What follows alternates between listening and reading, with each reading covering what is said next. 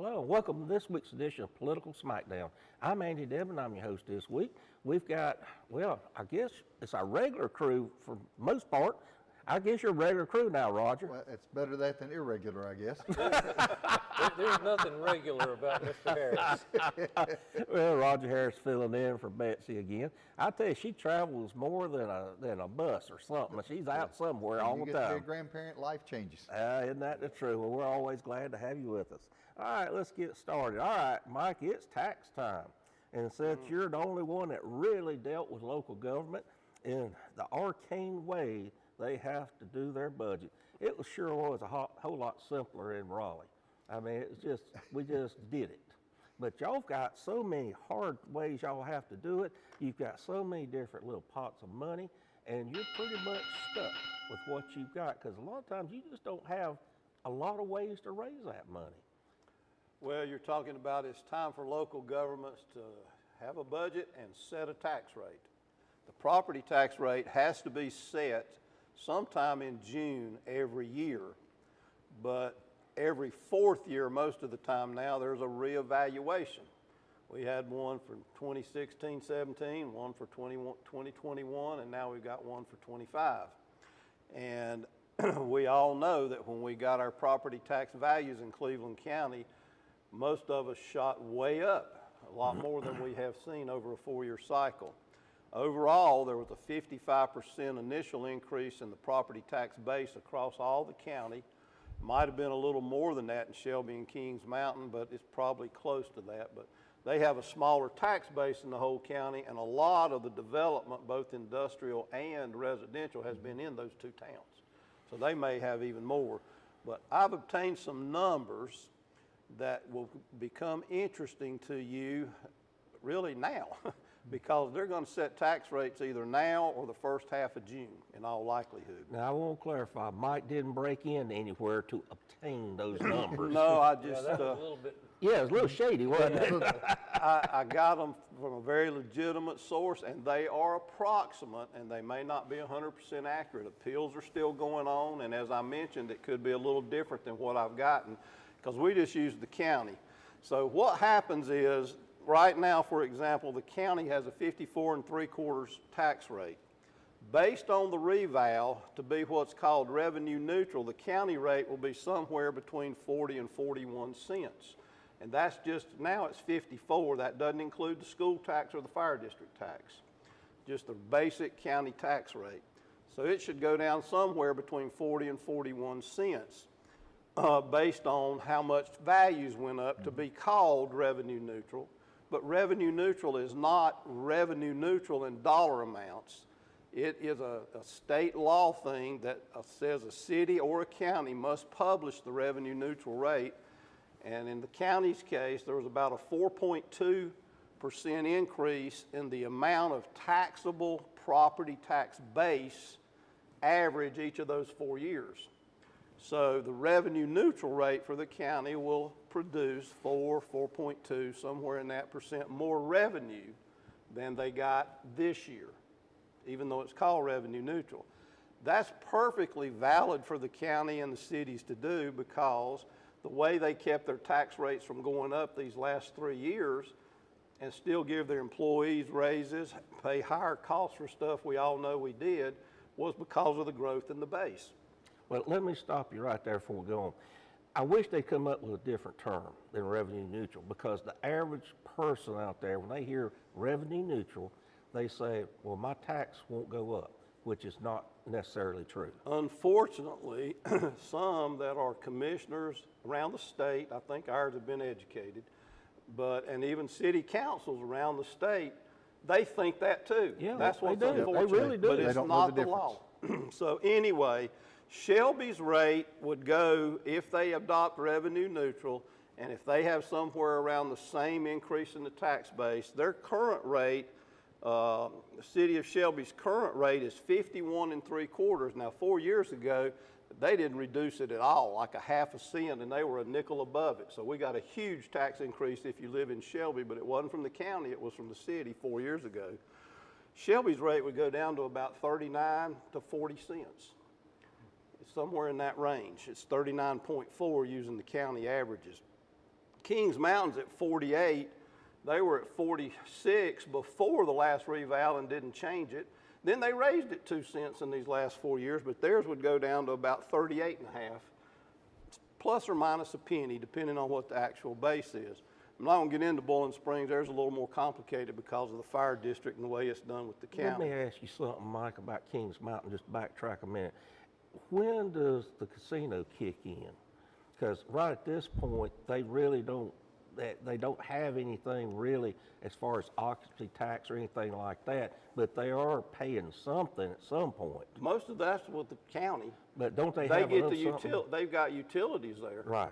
but they don't get any tax base. But I was thinking I don't there'd think be- Kings Mountain even gets any payment in lieu of taxes. That all goes to the county only, is my understanding. Okay, I just wanted to double check. But there is a lot of that development down there that they have voluntarily annexed that is not the casino, and they will get some help from that. Okay. But anyway, so basically Shelby's rate should go down somewhere around 39 or 40 cents if they're going to use the revenue neutral and just get the 4 or 5% increase in revenue, just like the county. So what you all need to watch for, if you live, all of you live in the county, most of you that watch this, a lot of you live in Shelby or Kings Mountain or Bowling Springs.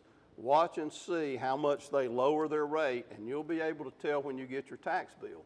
The only other caveat, Andy, is if it only went up 30% on your tax base, you could wind up with a lower taxable tax dollar amount this year.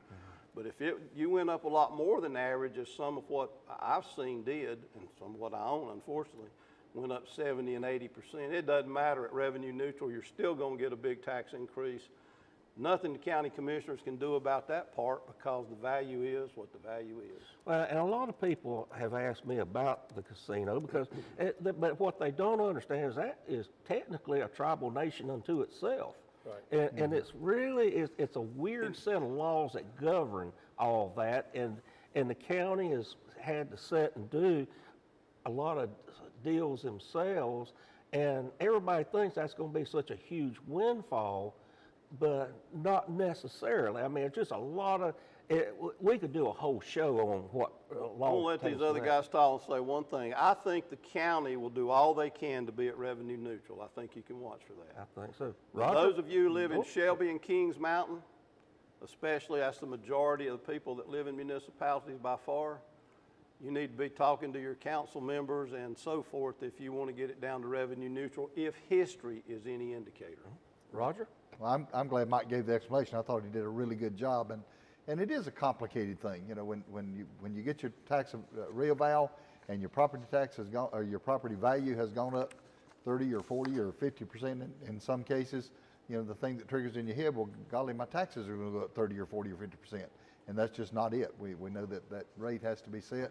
Local governments, their new budget year does begin on July the 1st. I think that still corresponds with what the state does, but it's made to do that. So a lot of decisions have to be made in June then. Proposed budgets, I think by law, have to be out by Roger, June 1st. the difference is the counties and the states have generally adopted a budget before June 30th. Yep. And I remember being with the school board when you're trying to set a budget and you don't know how much you're getting from Raleigh yet because they just have not done their work yet. But the rates are to be determined. One of the things that I've seen in the past, I don't know if that will continue this year, is the county will adjust its rate to where it's revenue neutral, and we've talked about what that word really means. But a lot of times the municipalities will kind of leave theirs where it is and just kind of sneak it in the back door. Tax bills go up, and sometimes some municipalities think, well, we can get that increase in there, and the county commissioners will take all the heat. Nobody will pay attention to the fact that it's really our little town municipality that jumped your taxes up a little bit. The poor county commissioners that, in my job, I know they're all Republicans, but these are just good people trying to do the best job they can for the county. And a lot of times these guys catch a lot of heat for something that somebody else did, and that's unfortunate. And that's an excellent point. I wish I'd have made. I'm glad you did. Is county commissioners do not control the rate the city set it at. Don't blame. Look at your county portion and compare it to the one you have from last year. Don't look at the total if the cities don't go to revenue neutral. Good point. I agree. Wes? Well, I don't know that I can add a whole lot. Appreciate your explanation and your comments. The fact is the state law requires reevaluation, so that's got to happen. I think maybe a better term than revenue neutral is inflation adjusted. I like And- that, that makes sense. And That we've, makes sense. we've seen the inflation, we understand things cost more, we pay more at the grocery store, we pay more for everything we do. There's no reason to think that we're not gonna pay our county employees more each year. And I think point well made, the municipalities are not the county commission. And so we've got different organizations here that can set their rates wherever they want to. But I think revenue neutral should be the goal. It's certainly not going to be the same out of our pocketbook, but it will be inflation adjusted out of our pocketbook. And I think we've got to be aware of that. That said, I think we always should look to controlling the cost of government, and I think by and large we do a pretty good job of that locally. Well, another term I think would be more market driven, because let's face it, when we had. Wait, a Democrat talking about the market? Well, What? Yes. Shock. But I mean, when you start thinking about it, all right, Mike, we remember 08, 09 when the market just fell apart. And we had foreclosures on top of foreclosures. Yeah. The prices just fell to, the bottom just fell out. And of course, prices itself just went, because, that was what the market at that time was dictating. Then we got into a really hot market a few years ago. Then the prices went, you're more on the commercial end, but you saw the residential. We had bidding contests break out on a lot of, it was nothing to see 4 and 5 offers come in $10,000 to $15,000 over list price. Nothing. Then they started sending love letters to people. Oh, this is the reason why my client should be able to buy your house, and this is their plans for it. And it just went on and on and on. Finally, you had to start saying in the remarks on MLS, please do not send love letters. You are not dating my client.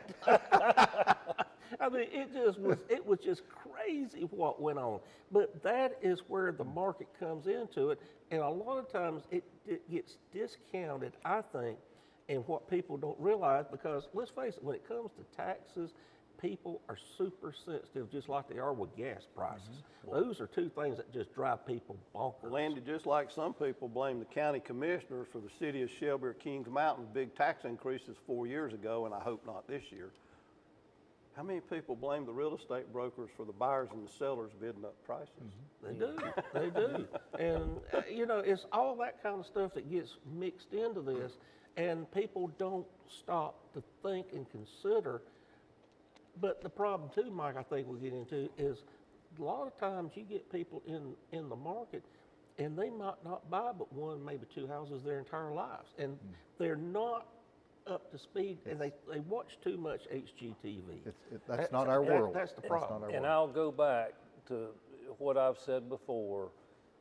For most of us, our house is the biggest investment that we ever have. And the fact that it's gone up in value is an inherently positive thing. It is. And so it's up to our elected officials, commissioners and others, to keep that rate at an inflation-adjusted cost, even though I think property taxes are inherently immoral and should not exist. The fact is they do, and that's the way we support local government. That's the way we support our schools. So it has to be. Libertarian comes out. Well, I think he has a point. You don't really own your house, you rent it from the county and the cities. Yep. You don't really own it. That's his point. That's pretty much true. But if you're going to put it on sales tax, then people got to quit voting down sales taxes if they want something to happen with their property But the tax. point is, when you buy your groceries and pay the sales tax, it's paid. Yeah. When you buy a tractor and pay the sales tax, it's paid. But the property tax just recurs every year on the same purchase. That's Gift, right. It's the gift that keeps giving. Right? Well, but that's another can of worms that we probably don't need to reopen right now. Well, folks, we're over halfway through the show, but we're going to take a break and we'll be right back with the rest of Political Smackdown.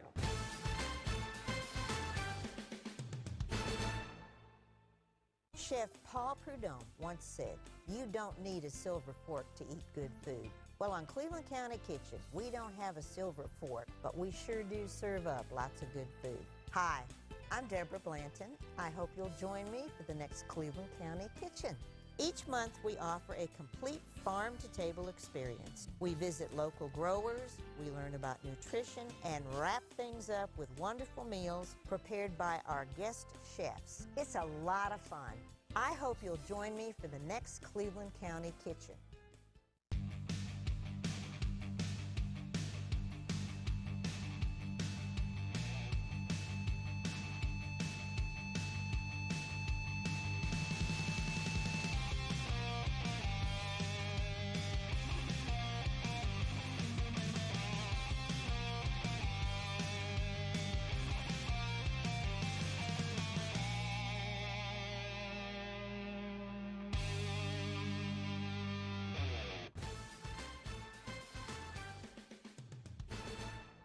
And welcome back to Political Smackdown.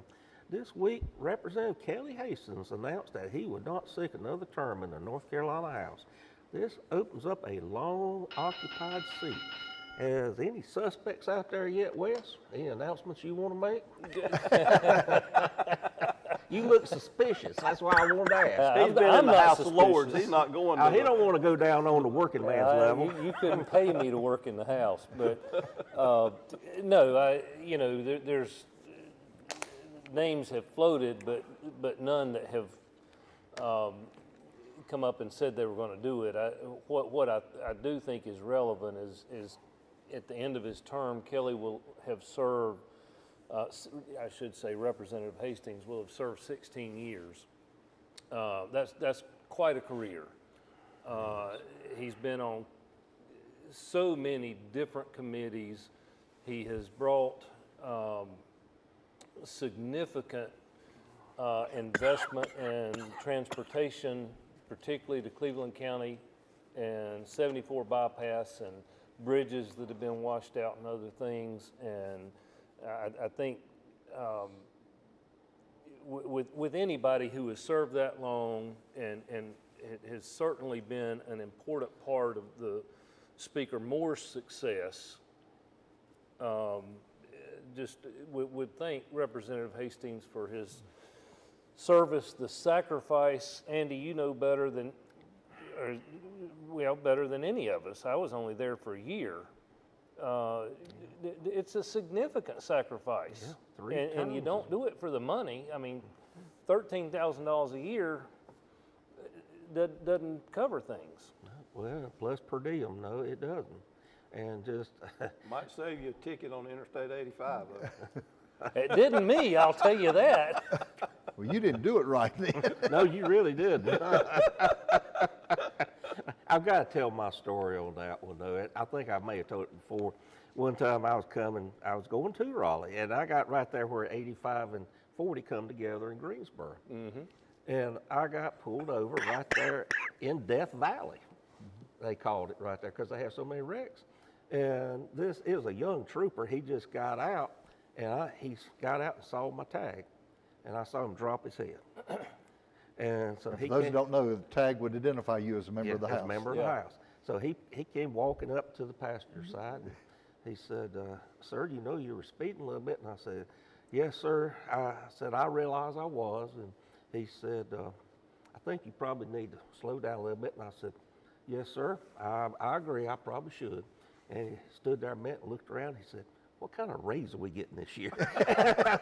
I said, "It just got better."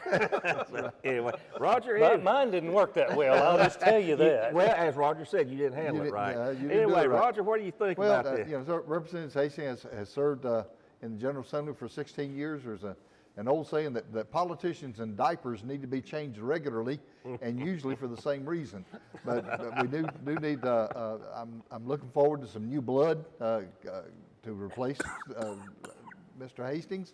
I'm really not surprised. I wasn't sure that he'd stay very long after Representative Moore left. They were a good team, and you know, when you lose half your team, then that kind of gets it. The reality is this is a heavily Republican district. Whoever's going to fill this district seat is probably going to be decided in the Republican primary. It is such a strong Republican district. A strong Republican candidate will get 65 to 70% of the vote. Yep. A weak Republican candidate will get 60% of the vote. Yep. So that's where we are. That's just where we're at. Mike? Well, I wish Kelly well. He actually called me 2 or 3 days before he put it on Facebook, which was 2 or 3 days before he told me he was going to tell the caucus, but I guess he just couldn't keep it in any longer. That's Kelly. But I wish him well, and Wes pointed out he'll have 16 years. Like all of us, he was a lot younger when he started than he is now. And he told me he was just going to term limit himself, and it was time. And I take him at his word. He feels like he's done as much as he should do, and I appreciate it.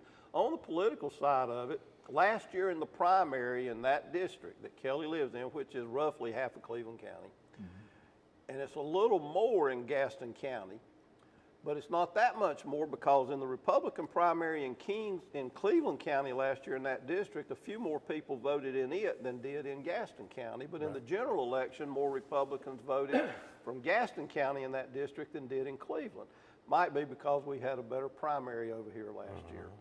But my point is, it could go to a Gaston County person, and even though Kelly lives in Gaston County, he's from Upper Cleveland, and a lot of us think of him as a Cleveland County person. Yeah. So it'll be interesting to see. I think a Cleveland County person has a better chance of winning that seat, one, if they're a better candidate than who may run from Gaston in the primary, or if they get really lucky and at least 2 run from Gaston and only 1 from Cleveland. Well, don't tell all our secrets out there, Mike. Anyway, but yeah, you know, Kelly, we do appreciate your service, and I know that road gets long. And it does, and we appreciate your service and what you've done for this district a lot. We do appreciate, hope you enjoy your retirement. All right, moving on to our next question. President Trump made the first official foreign trip of his second term this week to the Middle East. The biggest controversy was the offer of a free $400 million luxury jet to use as the new Air Force One. What in the world would make him even consider taking the nation of Qatar up on this offer? Roger, could it even be legal? I don't think it can because of the emollient clause of the Constitution. Well, Donald Trump's never let the Constitution get in the way of a good idea. Oh, hell no. You know, you have to admire Donald Trump after all these years of scandals and crazy ideas and lying like a teenager on prom night. The man still has the ability to surprise us, and I just admire that. A $400 million flying palace. It doesn't seem to be a good idea to Democrats in the Congress. It doesn't seem to be a good idea to Republicans in the Congress. They're going to have to take the whole thing apart if the deal works out, and I doubt in the final analysis it will. But they're going to have to take the whole plane apart to look for tracking devices and hidden microphones and, you know, who knows, a self-destruct code in a computer somewhere. Who knows all that stuff? They're going to have to take it apart, which will cost about $1 billion, according to the experts. Put it back together, and that's going to take about 3 years to get that done. So we're asking the taxpayers to send $1 billion on a flying palace that'll be used for a few months in his last term. It's just the craziest thing. The Monuments calls, it's clearly a violation. It's not even a close call this time. It's clearly a violation, the Monuments calls. But the check on that is the Republican Congress, and there's not an appetite there to check this and president. They actually have to vote to allow him to take it. They have to vote to allow him to take it. And, you know, presidents get gifts all the time. Usually it's bottles of wine and cufflinks and things like that. Yeah. But even then, they come back and they have to turn it over to the National Archives or somebody. Yeah, they do. And this guy is going to take it and put it in the Trump library. And after the whole thing, that's I guarantee you that's be the only thing he'll check out of a library. Oh. All right, Wes. Democrats. We're running close on time, so you can I'll make try your to be rant quick. short. Let's be honest. We gifted $7 billion worth of military equipment to the Taliban in Afghanistan. Now, what has the United States received? The Resolute Desk, the Statue of Liberty from France, pandas from China, Cherry trees from Japan. cherry trees from Japan. Thank you. This is a gift to the United States, specifically the Department of Defense. Biden ordered new Air Force One and can't get them built. No, Trump ordered it in his first term. Okay, so it's been that long. Yeah, it has been. The only reason this is an issue is because y'all don't have anything else to complain about. Oh, my goodness. Mike? We need more time, Andy. Well, We need Yeah, more ain't time. that the Just, I'll truth? be really quick. I don't really think it's a good idea if it's gonna wind up being Trump's after he's done, as And that's some what it people have says. said. I think even if it's legal, the imagery is not good. I would agree with that. But I will say this, I wish you'd have been as much concerned about the Joe Biden crime family for the last 4 years. On that one, we're going to the lightning round. Roger, what you got for In us? February, the ACLU filed a lawsuit against Cleveland County Schools alleging that the school system had violated the First Amendment rights of a Shelby High School student. The case was known as MK versus Fisher. The student was a member of an activism club and wanted to play a trivia game about important gay figures in history. School system refused it. No other club had been denied that. This was not even a close call for the courts. It was filed in February and settled this week. The school system says now that they recognize that they abused the First Amendment rights of this student. The school system had to issue a public apology. It's on the school's webpage. That's there. I don't know where the school board got its legal advice on this one, but they need to think about seeking advice elsewhere. Wes? Well, I was just thinking, if we rename the AR-15 rifle to MS-13, maybe the Democrats won't try to ban them. Oh, my goodness. Boy, he's on it today. All right, Michael. The North Carolina Budget and Tax Center, which is a trusted state asset, did a recent calculation and released a report that a family of 4 could live, quote, comfortably in North Carolina on a yearly income of $97,550. Tom Campbell, who is somewhat of a liberal, did an analysis of that, and he's not saying he's being critical of them, but he thinks that that really is probably not true when you add everything to it. Depends on what you call comfortably. But Roger, when you and I were young men, we'd have thought $97,000 a year was wonderful. That'd be some high cotton. My, how much inflation has changed I things. don't think you can live in Cary on that. All right, now this is mine. I have officially become a cranky, grumpy old man. Get off my lawn. I have received my Medicare booklet in the mail this week, so I think I have arrived. Now I've got to sit down and read this epistle to see exactly what I'm getting and how to get it.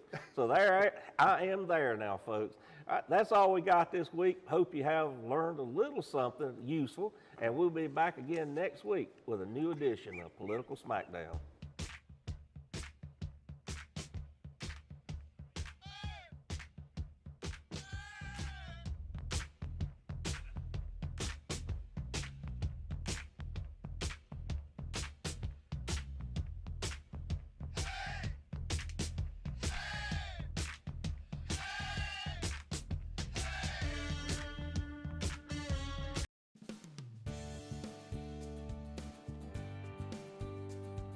Hello, I'm Jason Hurst, and I have the great honor and privilege of serving as president of Cleveland Community College. And I want to thank you for watching C19 TV, Cleveland County's hometown channel.